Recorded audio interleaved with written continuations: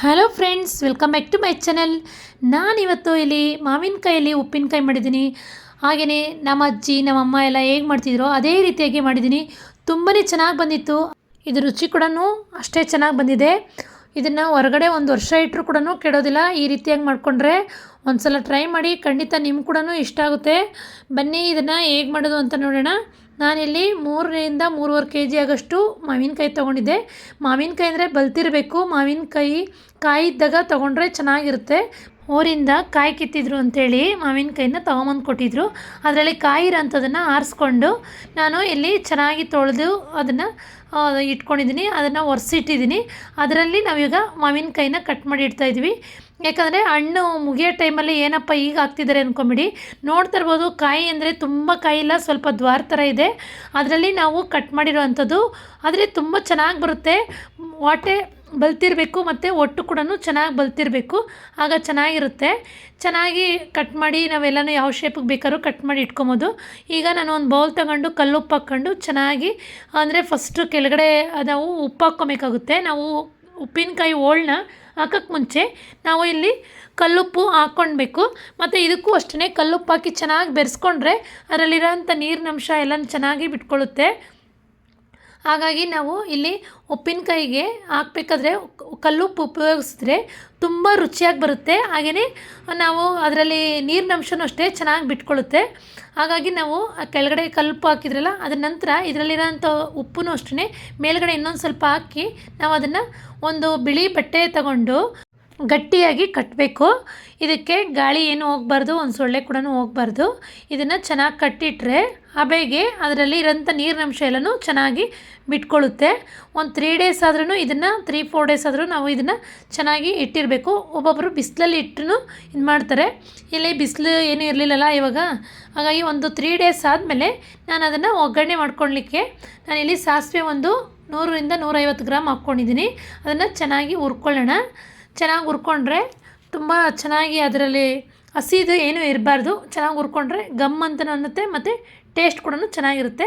ಮೆಂತ್ಯ ಮಾತ್ರ ಸ್ವಲ್ಪ ನಾವು ಒಂದು 25ರಿಂದ 30 ಗ್ರಾಮ್ ಆಗೋಷ್ಟು ತೊಗೊಂಡಿದ್ದೀನಿ.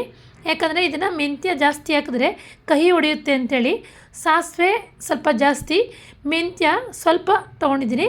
ಹಾಗಾಗಿ ಇದಕ್ಕೆ ಜೀರಿಗೆ ಒಂದು 100 ಗ್ರಾಮ್ ಆಗೋಷ್ಟು ನಾನು ಹಾಕ್ಕೊಂಡಿದ್ದೀನಿ.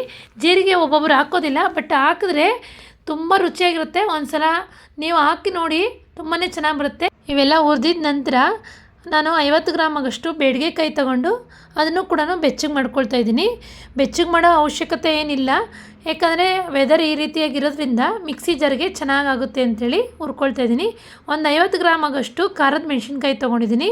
ನಿಮಗೆ ಖಾರದ ಮೆಣಸಿನ್ಕಾಯಿ ಬೇಡ, ನಾವು ಬೇಡಿಗೆಕಾಯಿ ಹಾಕ್ಕೊಳ್ತೀವಿ ಅಂದರೆ ಒಂದು 1/4 kg ಆಗೋಷ್ಟಾದರೂ ಹಾಕಲೇಬೇಕಾಗುತ್ತೆ. ಆಗ ಚೆನ್ನಾಗಿರುತ್ತೆ. ಒಂದು 3-3.5 kgಗೆ ಒಂದು 1/4 kg ಖಾರ ಹಾಕಬೇಕಾಗುತ್ತೆ. ಹಾಗಾಗಿ ನಾನಿಲ್ಲಿ ಅದೊಂದು 50 ಗ್ರಾಮು ಇದೊಂದು 50 ಗ್ರಾಮ್ ಹಾಕ್ಕೊಂಡು ಅದನ್ನ 1-2 ರೌಂಡು ತಿರುಗಿಸ್ಕೊಂಡಿದ್ದೀನಿ. ನಂತರ ಇಲ್ಲಿ ಹುರ್ಕೊಂಡಿದ್ರಲ್ಲ ಸಾಸಿವೆ, ಮೆಂತ್ಯ ಮತ್ತು ಜೀರಿಗೆ ಎಲ್ಲವನ್ನು ಒಂದು ಅರ್ಧ ಭಾಗ ಆಗೋಷ್ಟು ಮಾತ್ರ ನಾವು ಮಿಕ್ಸಿ ಜಾರ್ಗೆ ಹಾಕ್ಕೊಬೇಕಾಗುತ್ತೆ. ಮಿಕ್ಕಿದೆಲ್ಲನೂ ನಾವು ಒಗ್ಗರಣೆಗೆ ಹಾಕ್ಕೊಬೇಕು. ಅದಕ್ಕೋಸ್ಕರ ನಾನಿಲ್ಲಿ ಒಂದು ಅರ್ಧ ಭಾಗಷ್ಟು ಹಾಕ್ಕೊಳ್ತಾ ಇದ್ದೀನಿ. ಹಾಗೆಯೇ ಇಲ್ಲಿ ಮೆಂತ್ಯ ಹಾಕ್ಕೊಳ್ತಾ ಇದ್ದೀನಿ. ಮೆಂತ್ಯ ಕಹಿ ಹೊಡೆಯುತ್ತೆ, ಜಾಸ್ತಿ ಹಾಕ್ಕೊಂಬಿಡಿ. ಒಂದು 25 ಗ್ರಾಮ್ ಆಗೋಷ್ಟು ಇದ್ದರೆ ಸಾಕಾಗುತ್ತೆ. ಹಾಗೆ ನಾನಿಲ್ಲಿ ಸಾಸಿವೆ ಕೂಡ ಇದ್ರ ಜೊತೆಲಿ ಹಾಕ್ಕೊಳ್ತಾ ಇದ್ದೀನಿ. ಸಾಸಿವೆ ಹಾಕೋದ್ರಿಂದ ಟೇಸ್ಟು ತುಂಬ ಚೆನ್ನಾಗಿ ಬರುತ್ತೆ, ಸಾಸಿವೆ ಜೀರಿಗೆನೂ. ಮೆಂತ್ಯ ಸ್ವಲ್ಪ ಟೇಸ್ಟ್ಗಷ್ಟೇ ಕಹಿ ಹೊಡೆಯುತ್ತೆ. ಇವೆಲ್ಲವನ್ನು ಒಂದು ತರ್ತರಿಯಾಗಿ ರುಬ್ಕೊಬೇಕಾಗುತ್ತೆ. ನೋಡ್ತಾ ಇರ್ಬೋದು. ಹಾಗೆಯೇ ಇದು ಒಗ್ಗರಣೆ ಕೂಡ ಎತ್ತಿಟ್ಟಿದ್ದೀವಿ. ಇದನ್ನೆಲ್ಲನೂ 1-2 ರೌಂಡ್ ತಿರುಗಿಸ್ಕೊಂಡು ನಂತರ ಇದು ಒಗ್ಗರಣೆ ಮಾಡಿ ಇಟ್ಕೊಂಬಿಡೋಣ. ಇದನ್ನು ಫಸ್ಟ್ ಮಿಕ್ಸ್ ಮಾಡ್ಕೊಳ್ಳೋಣ, ಒಗ್ಗರಣೆ ಆಮೇಲೆ ಮಾಡ್ಕೊಳ್ಳೋಣ. ಈಗ 3 ದಿವಸ ಆಗಿದ ನಂತರ ನಾವು ಇದನ್ನು ತೆಗಿತಾ ಇದ್ದೀವಿ. ಅಂದರೆ ಉಪ್ಪಿನಕಾಯಿಯಲ್ಲಿ ನಾವು ಮಾಡಬೇಕಾದ್ರೆ ಇದರಲ್ಲಿ ನೀರಿನಂಶ ಚೆನ್ನಾಗಿ ಬಿಟ್ಟಿರಬೇಕು, ಆಗಲೇ ಚೆನ್ನಾಗಿರೋದು. ನೋಡ್ತಾ ಇರ್ಬೋದು, ಬಿಸಿಲಿಗೆ ಇಟ್ಟಿಲ್ಲ ಅಂದ್ರೂ ಇದರಲ್ಲಿರೋಂಥ ನೀರಿನಂಶ ಎಷ್ಟು ಚೆನ್ನಾಗಿ ಬಿಟ್ಟಿದೆ. ಹಾಗಾಗಿ ನಾವು ಇದಕ್ಕೆ ರುಬ್ಬಿರುವಂಥ ಖಾರ ಮಸಾಲೆ ಪದಾರ್ಥನ ಇದಕ್ಕೆ ಹಾಕಿ ಚೆನ್ನಾಗಿ ಮಿಕ್ಸ್ ಮಾಡ್ಕೊಬೇಕು. ಯಾವುದೇ ಕಾರಣಕ್ಕೂ ಹೆಚ್ಚಾಗಿ ಕೈಯಲ್ಲಿ ಮಾತ್ರ ಕಲಿಸ್ಬಾರ್ದು. ಹಾಗೆಯೇ ನಾವು ಇದೇ ರೀತಿಯಾಗಿ ಕುಲುಕ್ಸ್ಕೊಂಡು ಅಥವಾ ನಾವು ಸ್ಪೂನಲ್ಲಿ ಮಿಕ್ಸ್ ಮಾಡ್ಕೊಬೋದು. ಕೈಯೆಲ್ಲ ಹಾಕಿ ಮಿಕ್ಸ್ ಮಾಡಬಾರ್ದು. ಉಪ್ಪಿನಕಾಯಿಗೆ ಯಾವತ್ತೂ ಅಷ್ಟೇ ಕೈ ಹಾಕಿದ್ರೆ ಅದು ಕೆಡುತ್ತೆ ಅಂಥೇಳಿ ನಮ್ಮ ಅಮ್ಮ ನಮ್ಮ ಅಜ್ಜಿಯವರೆಲ್ಲನೂ ಹೇಳ್ತಾಯಿದ್ರು. ಅದೇ ರೀತಿಯಾಗಿ ನಾನು ಇಲ್ಲಿ ಮಾಡಿರುವಂಥದ್ದು ಚೆನ್ನಾಗಿ ಮಿಕ್ಸ್ ಆಗಿದೆ. ಹಾಗೆ ನೀವು ಸ್ಪೂನಲ್ಲಿ ಒಂದೆರಡು ಸಲ ತಿರುಗಿಸ್ಕೊಂಡ್ರೆ ಸಾಕಾಗುತ್ತೆ. ಇಲ್ಲಿ ಒಗ್ಗರಣೆ ಮಾಡಲಿಕ್ಕೆ ಒಂದು 300 ಗ್ರಾಮ್ ಆಗೋಷ್ಟು ಎಣ್ಣೆ ಹಾಕ್ಕೊಂಡಿದ್ದೀನಿ. ಎಣ್ಣೆ ಜಾಸ್ತಿ ಹಾಕ್ಕೊಂಡ್ರೆ ತುಂಬ ದಿವಸ ಇಟ್ಟರೂ ಏನಾಗೋದಿಲ್ಲ. ನಾನಿಲ್ಲಿ 300 ಗ್ರಾಮ್ ಆಗೋಷ್ಟು ಹಾಕ್ಕೊಂಡಿದ್ದೀನಿ.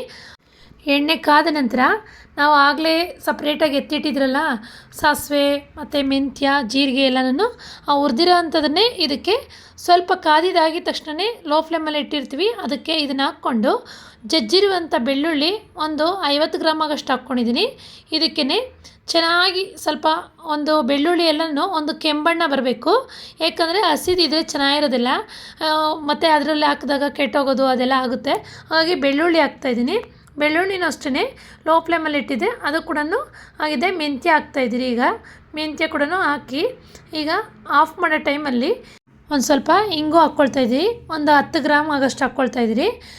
ಇಂಗು ಹಾಕ್ಕೊಂಡ್ರೆ ತುಂಬ ರುಚಿಯಾಗಿರುತ್ತೆ ಉಪ್ಪಿನಕಾಯಿ. ಯಾವುದೇ ಉಪ್ಪಿನಕಾಯಿ ಆಗಲಿ ಅಥವಾ ಸಾಂಬಾರಾಗಲಿ ತುಂಬ ರುಚಿಯಾಗಿ ಬರುತ್ತೆ. ಹಾಗೆ ಈ ಒಗ್ಗರಣೆ ಹಾಕಿರೋ ಅಂಥದ್ದನ್ನು ಆರ್ಲಿಕ್ಕೆ ಬಿಟ್ಟಿದ್ದೀನಿ. ಒಂದು 5 ಅವರ್ ಆದಮೇಲೆ ನಾವು ಇದಕ್ಕೆ ಒಗ್ಗರಣೆ ಹಾಕಿರೋ ಅಂಥದ್ದನ್ನು ನಾವು ಮಿಕ್ಸ್ ಮಾಡ್ಕೊಳ್ತಾ ಇದ್ದೀವಿ.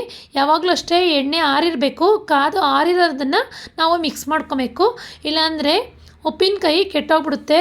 ನಾವು ಎಷ್ಟೇ ಅಡುಗೆ ಮಾಡಿರಲಿ, ಏನೇ ಮಾಡಿರಲಿ, ಎಷ್ಟೇ ರುಚಿಯಾಗಿ ಅಡುಗೆ ಮಾಡಿದ್ರೂ ಉಪ್ಪಿನಕಾಯಿ ಇದ್ರೇ ಅದಕ್ಕೆ ಊಟಕ್ಕೆ ಒಂದು ರುಚಿ ಹೆಚ್ಚಾಗುತ್ತೆ ಅಂತ ಹೇಳ್ಬೋದು. ಆಮೇಲೆ ಮತ್ತು ನಾವು ಇಲ್ಲಿ ಯಾವಾಗಲೂ ಅಷ್ಟೇ ಮನೆಯಲ್ಲಿ ಒಂದು ಉಪ್ಪಿನಕಾಯಿ ಇರಲೇಬೇಕು ಅಂತಾರೆ. ಯಾವುದೇ ಥರವಾದದ್ದು ಈ ಮಾವಿನಕಾಯಿ ಉಪ್ಪಿನಕಾಯಿ ಅಂತೂ ಈ ಸೀಸನಲ್ಲಿ ಮಾಡ್ಕೊಳ್ತೀರಾ. ಯಾರಾದ್ರೂ ಮಾಡಿಲ್ಲ ಅಂದರೆ ಇದುವರೆಗೂ ಮಾಡ್ಕೊಳ್ತೀನಿ. ತುಂಬ ರುಚಿಯಾಗಿ ಬಂದಿದೆ. ಹಾಗೆ ಇದನ್ನು ಒಂದು 5 ಡೇಸ್ ಆಗೋಷ್ಟು ನಾನು ಹಾಕಿ ಎತ್ತಿಟ್ಬಿಟ್ಟಿದ್ದೆ.